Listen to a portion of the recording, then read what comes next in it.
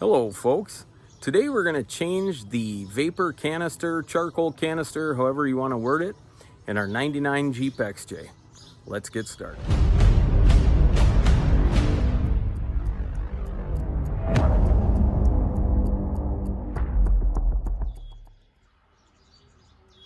Alright folks, so we got a code, a check engine light came on. I got home and I read the codes, and this is what came up.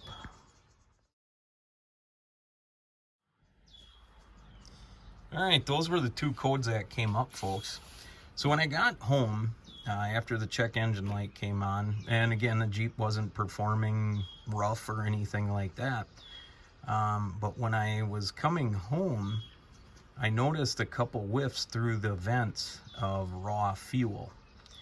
And after checking those codes, after smelling around here, I checked all my vacuum lines, elbows, everything like that, and there was no smells or no cracks or anything like that.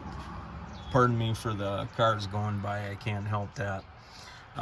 Anyway, so after doing some research, I found that the leak detection pump, or what they call a LDP, and the LDP air filter could be faulty. So I went ahead and I ordered those, and then as a combo deal, I just went ahead and ordered a new purge valve.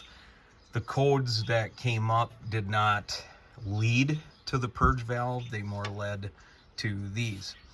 So also going under the Jeep,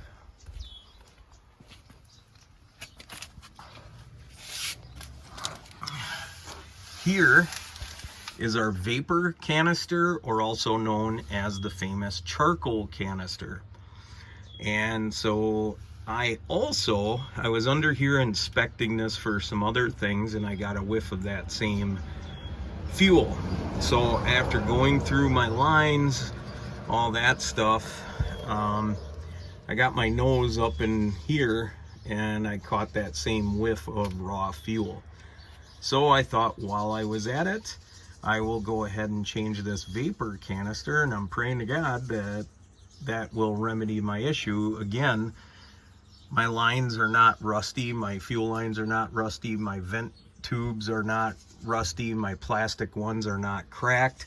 I inspected the elbows seem good, they're not dry rotted. So I'm going to swap that out. I already got the bolts loose. There are 3 bolts. They're 13 millimeter. There's one here. There's one here. And there's one right there. Now this one here was kind of my only semi-rusted one. So what I did is I backed it out. I went back in a little bit tighter, and then I backed it out, and I kept doing that until now it's nice and loose.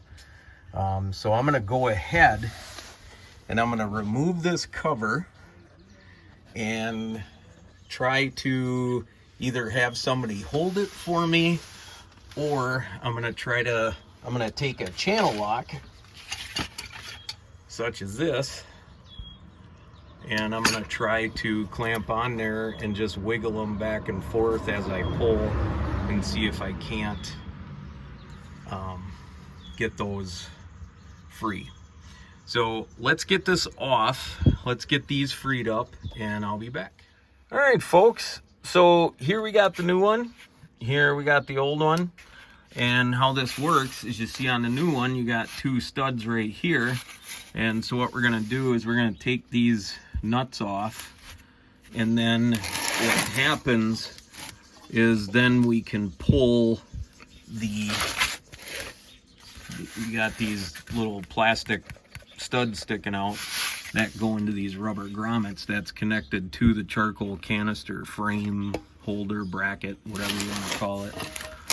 So what we're going to do is we're going to back these nuts off and get this old one out of this bracket, stick our new one in there. As far as removing our pipes here, our elbows, whatnot, I just took a flat head and I pried in there and popped them out that way. I just kind of put it in there and popped them out, and they slid right off. And I can really smell that odor. So I'm wondering if this charcoal canister did not plug up on me. I don't see why it would. I mean, it's only, this Jeep's only got 150 some thousand miles. But other than that, let's get these nuts off. Let's get it out of this bracket, slide our new one in, and we're gonna put some NICs on the studs and put her back together and check it out. All right, folks, so we got her back together. We got, sorry, my cat must have got a rabbit or something. It did get a rabbit. And anyway, so we got the 3 elbows back on. We got these secured. Got our nuts back on the bracket, or the canister inside the bracket. Tightened everything up, slid it back into the grommets. Threw this back on, hooked our lines up, and we'll hook the battery back up and see how she does. All right, folks, well, there you have it. Thank God we got it buttoned up. Took about 20 minutes. Didn't take long at all to do. I'm praying in Jesus' name that issue is remedied, and I believe it is. I read somewhere where you can cycle the vehicle, the engine, 3 times. You start it, shut it off, start it, shut it off, start it. And if the code's going to come back, it'll probably do it on that 3rd round. Thank God it didn't. So we should be all good to go. If you have any questions, you can always comment your question in the comments below. We also include our email in the description below, so feel free to email. And make sure you like and subscribe if you haven't subscribed already. We're near that 1,000 sub mark. I'd like to thank God and thank you guys for all your support. It's important that we know we do well, because these videos are intended to help you. You can follow along, whether it be a Jeep video, gun video, or anything else we're doing. Our channel is designed to help. So appreciate the support, and please keep it up. I will leave with Romans 10:9. And if you confess with your mouth that Jesus Christ is Lord and Savior, and believe in your heart that God raised him from the dead, you shall be saved.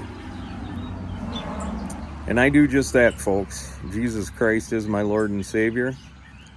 And I do believe in my heart that God raised him from the dead, and he is alive. In Jesus' name. As always, folks, God bless. God bless America. God bless the Republic. Take care.